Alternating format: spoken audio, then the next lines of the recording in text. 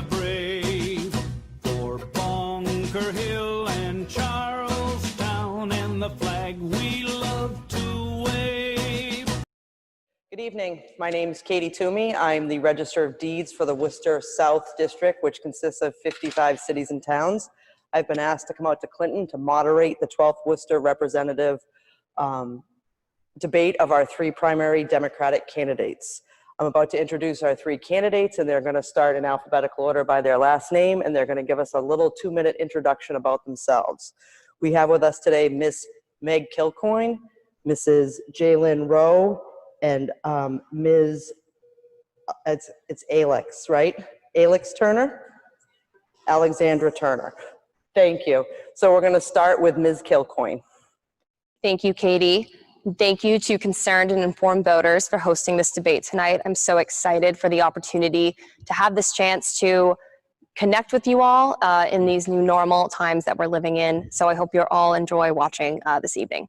For those that don't know me, my name is Meg Kilcoyne, and I'm a candidate for state representative for the 12th Worcester District.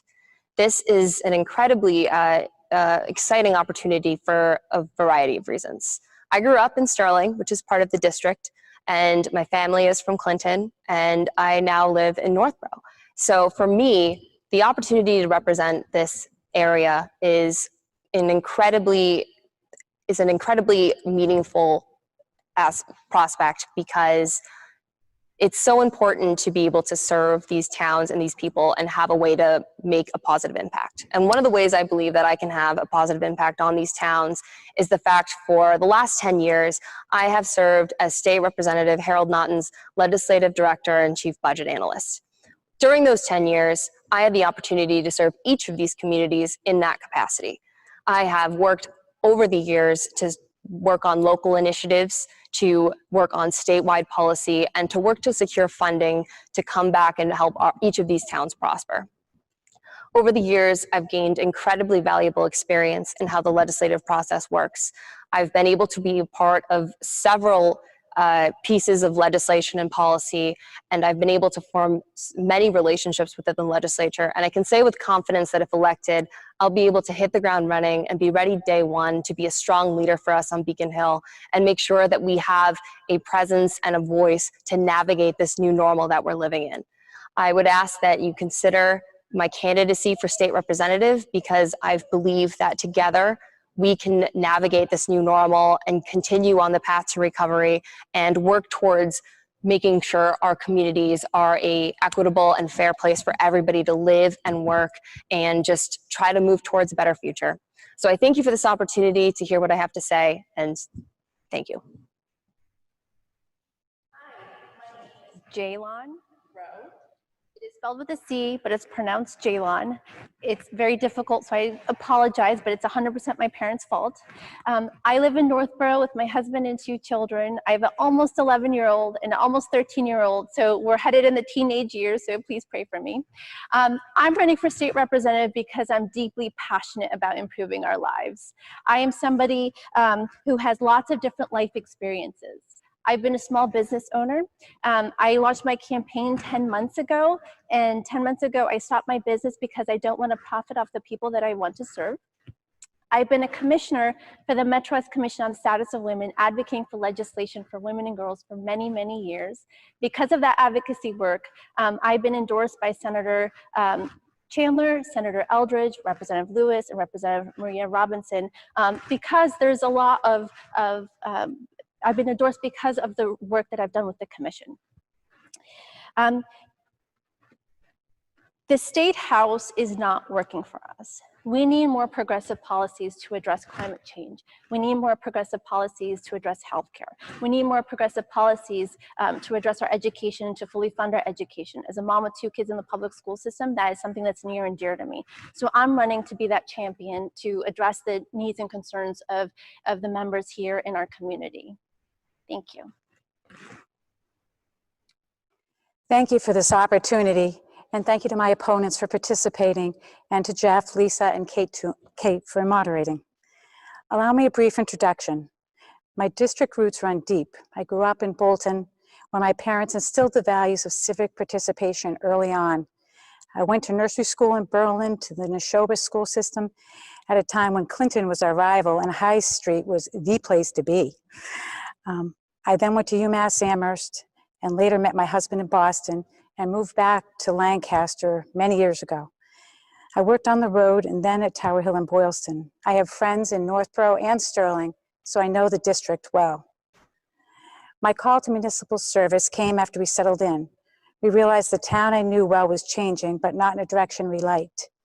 We contemplated moving, but remembered the early lessons of civic involvement and decided to be part of the solution. People have asked me why I chose to run now. I'm running because this is a critical time and I am best suited for it. We face a public health crisis, an economic crisis, and an overdue discussion of social justice, attacks on the environment, and gender rights. I have proven leadership skills, experience, and results. 9 years as a selectman during challenging times taught me systems, resources, and limitations. As director of the Council on Aging and Community Center, I know the challenges of expensive property taxes, transportation, housing, health insurance. Environmental protection has always been my passion. I helped fund the Lancaster Land Trust, served as a conservation commissioner, and I'm on the Federal Scenic Rivers Steering Committee. I have advocated for and helped pass legislation on Beacon Hill to support firefighters' families. This is not a time to learn on the job. No one wants to repeat history, especially 2020. My talent to build consensus is critical now. I've proven that I can do that, and now more than ever, we need to talk to one another, to hear one another, not to lose our North Star, but to aim for it and to help direct others to it. I would be honored to lead to a better future. I know it's ahead. Thank you, women. Appreciate all of your kind thoughts and words about yourselves and your communities. The way this is going to work is we have some questions that have been offered, and I have chosen from they've been given to the Concerned and Informed Voters Collaborative.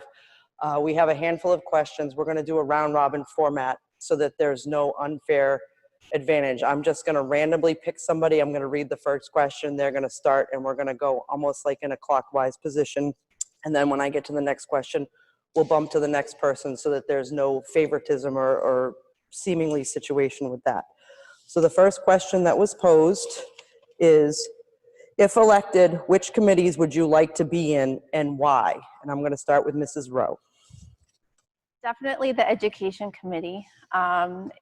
So in Northborough, I've been part of the free full-day kindergarten group. So right now, Northborough and Lancaster doesn't actually have free full-day kindergarten. There's actually 35 towns in the Commonwealth that don't have free full-day kindergarten. That is something that's near and dear to me. I want to make sure that all of our children have an equitable start to, in their lives. I'm somebody also who is deeply passionate about ensuring that we have STEM programs and financial literacy programs and ensuring that civic engagement is part of our school system and fully funded. So definitely the Education Committee is something that I would be interested in. I would like to be on the Housing Committee because I understand firsthand the plight of people who are not able to find truly low income or affordable housing.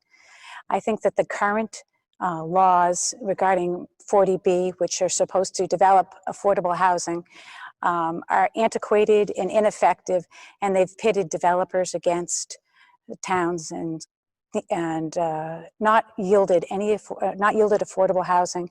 In fact, there's a proposal right now in Lancaster in a 2-bedroom apartment would be $1,800, and that is well above or equal to market rate. So we need to develop truly affordable housing. We need to rewrite the law. And we also need truly low-income housing for seniors, the disabled, and others. In my role as Council on Aging Director, I meet the challenge every day of people coming and waiting for years on a list. We have, people don't believe it, we have people who are homeless living in their cars within the district as we speak. I would like, if I had the ability to serve, I would want to serve on the House Ways and Means Committee. We are facing unprecedented economic turmoil due to the COVID-19 pandemic. The House Ways and Means Committee is responsible for creating an operating budget each fiscal year, And in that process is critical in deciding how funds are allocated to each of our communities. As we continue to navigate these unprecedented times, I think that my influence would be best used to serve on that committee to make sure that we're working towards allocating as many resources as possible towards the 12th Worcester District and the Central Mass region. I think that would be where I'd be able to levy the most of our small political capital as a freshman to ensure that our communities continue to thrive. Thank you. The next question that was posed, and we'll start with Ms. Turner at this point, is what groups and organizations do you belong to or support? I only have 2 minutes. I currently belong to a lot of different groups and committees and have over time. I am, as I mentioned earlier, I'm the director of the Lancaster Council on Aging and the Community Center. So we serve children all the way up through seniors. I am the president of the Garden Club. I serve on the Federal Scenic Rivers Steering Committee. I serve on the Montechusett Area Regional Transportation Committee Board, which handles transportation in our area. I serve on the Memorial Day Committee. I have been a selectman. I've been a conservation commissioner. I could go on and on. I'm trying to think of that. So I have a long history of being very engaged. Thank you. Ms. Kilcoyne? Thank you. So currently, my job as working as legislative director for Representative Naughton and attending law school at night has made it difficult to serve on many committees, given the time commitment that is. But I have served on the student board of directors as the elected official for our section to make sure we're advocating for student rights and bringing grievances to the administration to make sure the students' needs are met. Mrs. Rowe? My community. I'm part of the Northborough Democratic Town Committee. I'm part of the middle school PTO. I'm part of the Northborough Junior Women's Club, which does phenomenal work, charitable work, locally, statewide, and globally. We do community meals every week. And I'm also I was a Girl Scout leader for my daughter's troop. And actually I had the girls, I'm not a big wilderness girl, but I would have the girls actually write letters to Senator Chandler and advocating for the recess bill, because recess is not guaranteed here in Massachusetts. So that my passion is actually having our children be civically engaged too. So I've been working on that in our community. And on status of women as well. The next question posed by the constituents were, do you think students should go back to school full-time? We're going to start with Ms. Kilcoyne, please. Yeah, that's a very good question, and one that many of our schools, both in the district and across the Commonwealth, are grappling right now. With both a mother and a sister in the public school system, I can completely sympathize and with the worry and stress that this is causing so many parents, so many families, and so many faculty. Currently, we're seeing that many school districts are taking this opportunity to decide for themselves what method that they should take. Many are opting for a hybrid model. I have grave concerns about sending kids get back to school, given the fact that we have not really fully gotten a strong grip on the COVID-19 pandemic. While this state has made great progress compared to other states in this country, it is not clear that we are ready to safely put children back to school.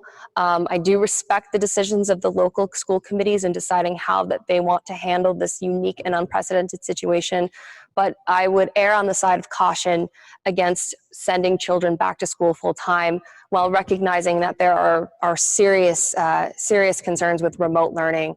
And so I would recommend we err on the side of caution, make sure that everybody is safe, and wait until we are sure that we have a strong handle on the spread of COVID-19 before sending many of our children back to school. I just want to thank all the administrators, the school committee members, the teachers. This has been a difficult summer for all of you. I know that you've been dealing with it every single day. It's been on your mind. So thank you for all the hard work. And I know the safety of the children and the teachers and the staff is your #1 priority. I've been discussing this with my friends all summer long. certainly some of them definitely want the hybrid model. They will be sending their children to school. It's my understanding that the majority of our schools in this district actually are going to be doing the hybrid model. There's some parents who actually need to go to work, and that's just the necessity. And I have friends who are going to keep their children at home and do remote learning. I do have concerns that before COVID, there was a shortage of substitutes. And I just want to ensure the safety, as everybody else does, the safety of our teachers and our students, to make sure that they're healthy so that they can continue to teach. And so these are not easy times. These are not easy decisions. I do think that our state needs to provide more funding for our schools to ensure that all children have access to technology, so that if we do go fully remote again, that all the children have access to the internet, which 85% of our district does, and there's a percentage that doesn't, and ensure that they have access to technology, not just computers, but also printers and whatever necessity the tools that they need to ensure that they can be fully engaged in learning. So it's a difficult topic, and I really, as a mom, it's not an easy one. So thank you to all the hard work for our administrators and their teachers for all that they're doing. Thank you. Ms. Turner? This is, as the others have mentioned, this is a very difficult subject, and I don't think there's any perfect answer. I will say that I'm generally very pleased with the job that the state and the administration has done with managing COVID, but I think we missed an opportunity with schools. I think most reasonable people understood that there was going to be a surge, or COVID would still be with us this fall, and the discussion about how to manage school has been evolving as recently in the district as school committees meeting yesterday and discussing it today. So again, the hybrid model is something that's being considered, but it offers a burden to people who have to work and cannot afford childcare. So the other thing that I was reading a study from an epidemiologist at Harvard who claimed that was maybe one of the more dangerous models, because you're now subjecting children to two groups of peers and cohorts, and then returning them back to schools. So I defer to those who are better and brighter about education than I am. Some of our districts have started remotely, and parents have expressed a wide variety of concerns and obstacles. I think that the state needs to, especially for those who need it most, such as those in special education, help provide for those students who are most at need and those parents who can least afford it, a model that is safe and comfortable for them. Thank you. As a freshman representative, how would you plan to represent your district? Or was it Mrs. Rowe? Are you next on my round robin? I think so. Thank you. So one of the reasons, there's lots of different reasons why I began my campaign 10 months ago. One of them is I want our district to have a legislator who is accessible. That's really important to me, and that's the needs and concerns that I've been hearing prior to launching my campaign, and certainly over the past 10 months. We need a legislator who actually will meet with their constituents, not months later, but right away. I've been hosting meet and greets throughout the district, in person, at coffee lands, and virtually. I actually host a meet and greet every Wednesday evenings at 8 p.m. on Zoom. And so I want to make sure that your voice is heard. That is so important to me. If you're a newcomer, or whether you were born and raised here, your voice matters, your opinion matters. This democracy belongs to you. There's over 6,000 pieces of legislation that get introduced, and over 600 actually get passed. And there are many topics. And so it's important for me to know what matters to you, what are the issues and concerns you have, and what are your hopes and dreams, and how can we make our district better. So accessibility and listening to you is really important to me. Thank you. Ms. Turner? So I have a great history of being accessible and open. I've been in the district serving in some capacity of elected office or appointed office for over 25 years. And I found that people's opinions were vital to guiding good policy and building consensus and discussing things. In the past, and I would continue to do that, I've had office hours, and I go to people. I meet people where they're at. So I go to boards, I go to other committees meetings. I try to integrate goals and needs to bring people together. I would plan on having office hours in each of the districts of the 6 towns, 6 communities that we represent on a regular basis. I also have a virtual presence, though I have to admit it isn't as robust. There hasn't been as much. I think it's a new normal. People are getting used to that, but hopefully that will continue after COVID, because I think it's very useful. Thank you. Ms. Kilcoyne. So one of the benefits that I think I've had, having worked for a representative for as long as I did, is that I've learned a lot in how to effectively communicate with your constituents and how to effectively represent them. I'm so excited at the prospect of potentially being the representative for each of the towns here. And one of my first order of business would be making sure that I could set up office hours in each of the communities and to make sure I'm as open as possible, provided it's safe to do so. We don't know what the new COVID-19 is going to create in terms of how we do outreach to voters, constituents. I would absolutely love to incorporate more virtual meetings. We've done a few of that with our campaigns, inviting some people to talk about various issues that might concern the communities here. So if need be, we certainly will look into different ways to virtually connect with as many constituents as possible. And then making sure that we're working to address the needs of each of our local governments. One thing that I worked on as a legislative director was making sure that we had constant contact with each of our town administrators in this district.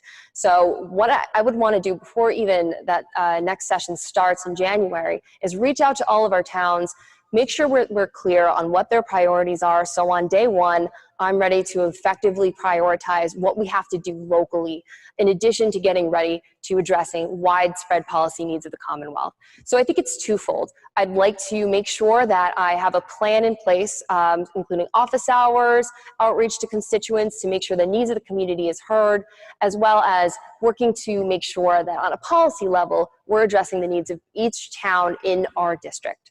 So I think that would overall, conclude how I would plan to represent the communities here and how to do so effectively. Thank you. What is the number one most pressing need in your entire district, Ms. Turner? If you had asked me this pre-COVID, I would have had a different list. But right now, I think that the most pressing need is to handle the impending or the current fiscal crisis that's before us. It's not a question of if there are going to be budget shortfalls or cuts, but how much and how we're going to handle them. I faced this challenge in Lancaster. Lancaster was unexpectedly thrown into fiscal crisis after the Neshoba schools had a large deficit. At the time, the great majority of our budget was school-related, and we were suddenly had to decide how we were going to cut. We had plans and discussions about how to unwind all the town's services. We ended up working closely with the State House, with the Department of Revenue, and many other departments, so I've forged good relationships with them. I spent a lot of time in Boston. In the end, we passed a large override, which was not easy for any of us, and we righted the ship. I'm pleased to say that we left the town with, thanks to Division of Local Services and many, many other people, including collaboration across different boards and the schools, with a bond and with improved finance department, with policies and procedures. And I think that same model can be done. I will say it was somewhat divisive. It was difficult to tell departments that were very, very deserving, that they were going to be cut. But these are the challenges we're going to face now. And I did learn that An underride passes with much greater majority than an override. Thank you. Ms. Kilcoyne. I think my answer is going to be pretty similar to my opponent's, is that I think recovery from COVID-19 is the #1 priority facing us right now. We're facing both an economic and public health crisis, and this is probably going to continue well into January when the next legislative cycle will begin. It's interesting that 10 years ago when I started working for Representative Naughton, I started when we were still in the throes of the 2008 economic recession. When I worked on the FY11 budget, I saw firsthand the fact that we still were very much in very difficult economic times. One of my first budget amendments I ever worked on was restoring the water rights to the town of Clinton, which faced a cut due to shortfall of revenues. Another amendment I worked hard on is trying to restore funding for special education that had also been slashed due to shortfall of revenues. And I think it's important to note then that that was not even near as critical as some of the revenue shortfalls that are being discussed right now. We need to work incredibly hard to make sure that we are doing everything we can to try to mitigate the damage that's being done to our communities, while still respecting the fact that we are in this economic recession, maybe depression, due to the public health threats that COVID-19 poses. So it's a twofold attack that I think we need to prioritize, and that's keeping people safe. That should be the #1 priority, while also doing everything possible to mitigate the economic harm that's being done to our communities, and doing everything we can at the state legislature to both offer support where we can, as well as support to our local governments. One of the things I was working on before focusing on my campaign was helping each of our municipalities navigate this governing in this new normal, which meant we had to file amendments quick. We had to change the law to make sure that we continue to have functional governments. If elected, I would want to make sure that I continue meeting those needs to the best of my ability. Thank you. Mrs. Rowe. Opponents that budget shortfalls are something that we certainly need to address, but and it is the most pressing issue. But I would also argue that we can't still ignore all the other issues because they are related. Safety means lots of different things. Yeah, safety in terms of ensuring that our workers are protected at work, ensuring that those who are at home are not in an abusive situation. That to me is also really pressing. We still should not ignore the environmental crisis that's happening here. The #1 issue that people talked to me prior to COVID was having more progressive policies addressing climate change. So I don't want, yes, there are certainly local aid to our towns is super important, and ensuring that they get it is pressing. But I don't want to forget everything else. I don't want to forget the aid to our school systems. I don't want to forget that our district doesn't have access to public transportation. So I would argue that there's a lot of pressing issues that I hope don't get ignored. Thank you. What would be your first bill or piece of legislation that you would file or actively advocate on behalf of? Ms. Kilcoyne. Great question. As one of my opponents said earlier, there are many bills that are filed each legislative session. I think my first priority in terms of what I would file is, again, I'm bringing it back to local issues, making sure that I'm checking in with each of the towns here to figure out what locally needs to be done. Every town oftentimes has, special important pieces of legislation that just impact the town that they need their legislator to pass. So first order of business was making sure that we were getting those moving, getting those ready to file, and working with towns to facilitate that happening.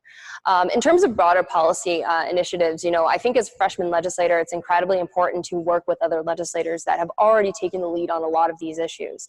So for me, I would be really excited to lend my support to bills combating climate change, such as that are, for example, bills that are looking at carbon pricing to try to reduce our carbon emissions. I'd be incredibly excited to lend my support to the ROE Act that's been filed by Representative Haddad and Senator Chandler in promoting women's access to health care. And I would be incredibly excited to work towards supporting legislation that's going to, again, address the needs that are being caused by COVID-19. So for me, I think that it's important as a freshman legislator to lean on those that have experience in these issues and use whatever political capital I have to drive momentum forward for important policies, as well as meeting local needs of each of the towns in this district. Thank you. Mrs. Rowe? I'm going to have a hard time picking one. My journey to activism began with gender equity, so certainly I think those are near and dear to me, but Roe Act, certainly the Healthy Youth Act, I really do believe that this piece of legislation will be a game changer for our children in talking about healthy relationships and their long-term success. But I do want to listen to the needs and concerns of the communities and see what they want me to file. This seat is for you. So what do you want me to do? And if I have the honor of winning the primary and the general election come November and December, I will be hosting many community forums to listen to your needs and concerns and see what you want me to do, because this job is about you. Thank you. Ms. Turner?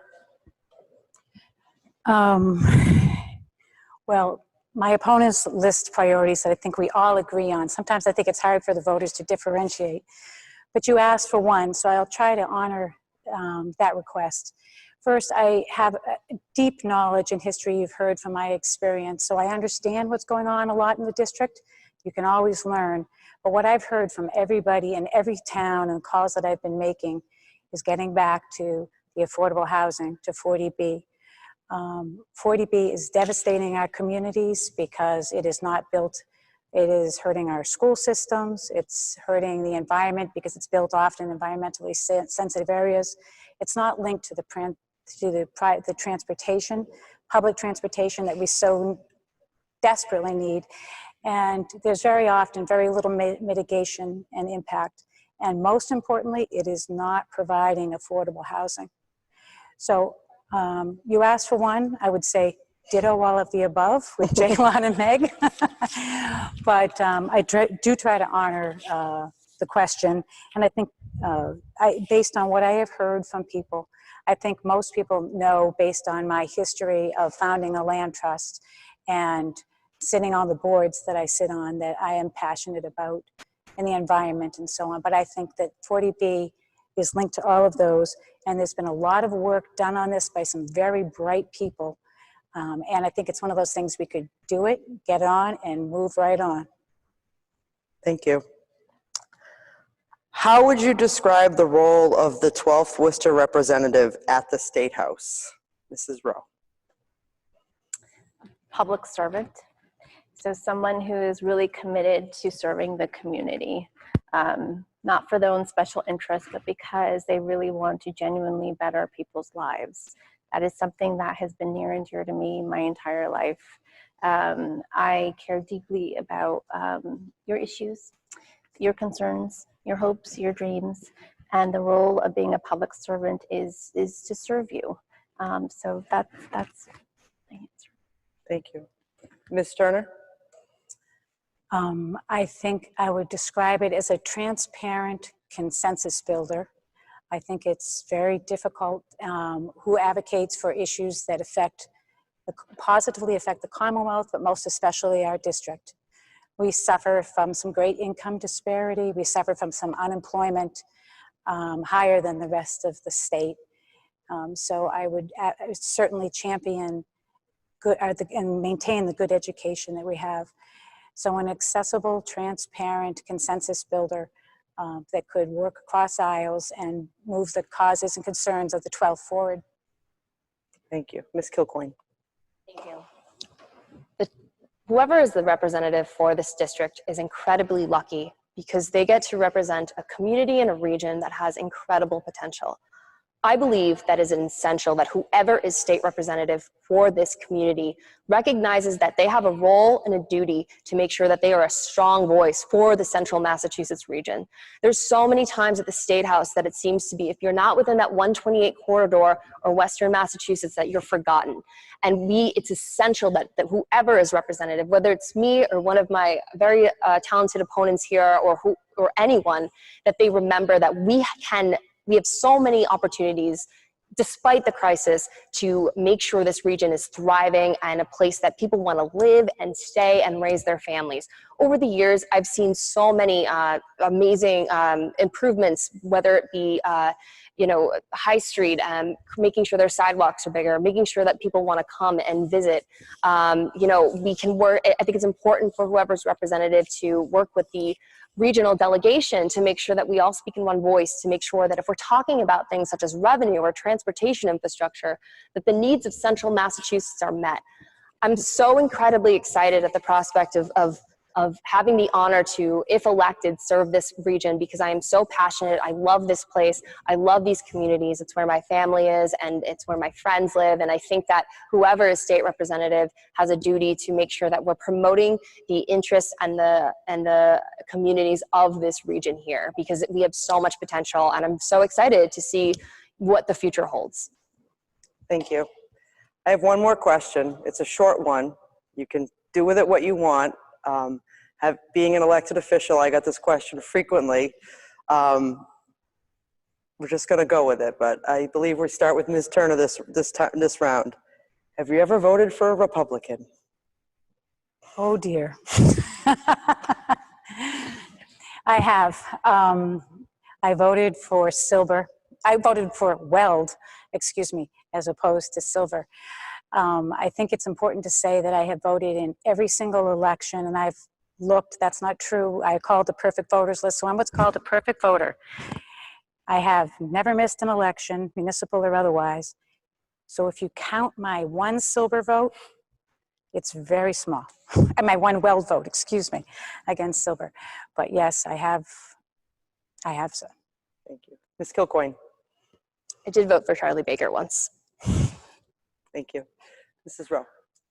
I am Muslim American, and when Donald Trump was campaigning, he had a lot of Islamophobic and just horrible things to say about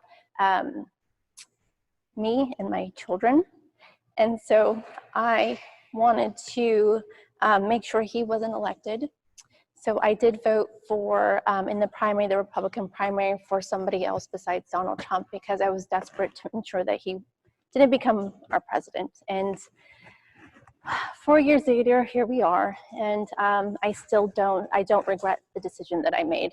To me, Bernie and Hillary, while they are certainly different, they were not going to endanger our safety. And so I was a desperate mother who wanted to make sure my vote counted. Thank you. Those are all the questions that were submitted, and a few of my own that I peppered in there. At this point in time, we're going to go back to the alphabetical order, and I'm going to give you each 2 minutes to do a closing statement and anything else you want to add, and we're going to start with Ms. Kilcoyne. Great. Thank you so much. And Kate, thank you so much for moderating. You did a wonderful job. So I really appreciate it. To the voters out there who have an incredibly difficult choice to make, I would say to you that for when you're making your choice, I think one thing that I can bring to the table is that I've done this work for 10 years. I've been able to take part in working on incredibly exciting statewide policy, especially concerning public safety and gun safety. And I've been able to work with local leaders here to make sure that the needs of our communities are met. I can't stand here before you and promise that I know the solutions to the myriad of problems that we're facing, but what I can tell you is that on day one, I'll be ready to hit the ground running, to begin meeting the needs and facing the challenges before us. I've worked in the legislature for a long time. I understand its complexities and its nuances, and I am well positioned to make sure that we have a strong voice for each of our towns and our regions in the State House. It's incredibly important now more than ever that we have strong leadership. Our way of governing is completely upside down. Everything is remote. It's harder than ever to try to get your feet under you when you're navigating this very complex world. But I can assure you that having done this work, I will be able to meet those needs and this new way of governing that we're living in and be ready on day one to help serve you and help serve these communities. So I humbly ask for your vote, and I thank you for any consideration you can give to me on or before September 1st. So thank you so much. Thank you. Mrs. Rowe. Thank you so much for Civic for hosting tonight, and thank you to each and every one of you for listening to us. I also want to thank you, thank the members of our community in Clinton, Lancaster, Berlin, Boylston, Sterling, and Northborough. Over the past 10 months, you have opened up your hearts. You have opened up your, you have talked to me about the issues and concerns that are near and dear to you. I am somebody who has no family besides my husband and children in Massachusetts. I have family all over this country, from DC to Connecticut to the West Coast to the Midwest. And for you to have opened up your hearts to me and shared your desire, your hopes and your dreams has meant a lot to me. I am not going to forget this. There are three great candidates, smart women here, and I would argue that our district deserves a brave champion. I started this journey 10 months ago against an incumbent who's been in office for 26 years and did not have a primary challenger in 12 years. People told me it would be an uphill battle, and they just had no idea how much I love hills. And so I will be a brave champion fighting for our district like I did 10 months ago, and it would be a huge, huge honor for me. There's a lot more information about me at rowforrep.com. You're also welcome to email me at jaylon@rowforrep.com. And I hope to earn your vote. Thank you so much. Thank you. Ms. Turner. Thank you. Thank you again. I can safely say that the organizers have accomplished the mission of better informing voters. So thank you. Thanks to Kate Toomey, Jeff Swan, Lisa Wysocki, and all of those that submitted questions, and hopefully the voters who are watching. Should anyone still have questions, please feel free to contact me on my website, Alexandra Turner 2020. My cell is on there. Feel free to call me. My door is always open. Tonight you've heard from all of us, and not surprisingly, we agree on quite a bit. However, what I've learned that this is not a referendum on what we agree or believe on. This is an election about moving us forward during a crisis. I have proven that I can do that, and I will do that. I'm the only candidate to be elected. I'm the only candidate to be faced with tough decisions, and I have the results to prove it. I know the district, I know the land, I know how to come out the other side.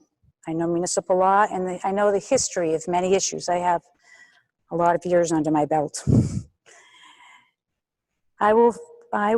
My hope is that I will treat this district as a region. I will forge bonds, listen to diverse opinions, educate residents.